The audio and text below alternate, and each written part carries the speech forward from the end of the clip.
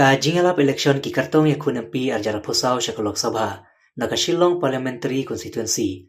Kalapoi no syaka bakut aka porsau wajir jong ka janmis ngi balang ka khatnyo tereg ya yong arjara posau.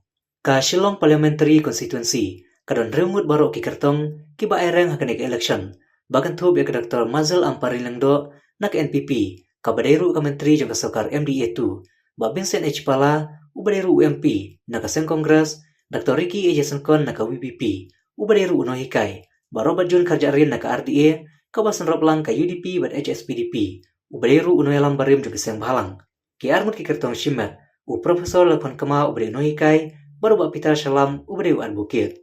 Hakini ki arlai benai, ki kertong kentubru ki notre jung ki parti baper, barkum juru ki kertong Shimet, ki laleche ki pajba ban pan ka jingkershan, bat pan sengau, ila ki jong ki madekun election. Ki balai penkesan hala ka jong rim bat ki balai kan tho ka wei ka parti hadin ka wei pat donru ki balai kan tho bar ka dokti Shimet ane personal haka ktin nong wei henrai haka bakhat du hi karai ka shong ki pajba ki ban sa ayal ka jong karai haka khat khandai tarik yong arjar posau hai kamera bah kan dong bara ka saw tarik jong jeliu arjar posau ki pajba kin sai syat kemen rangkat bat u ne ka kertong bakila de banjir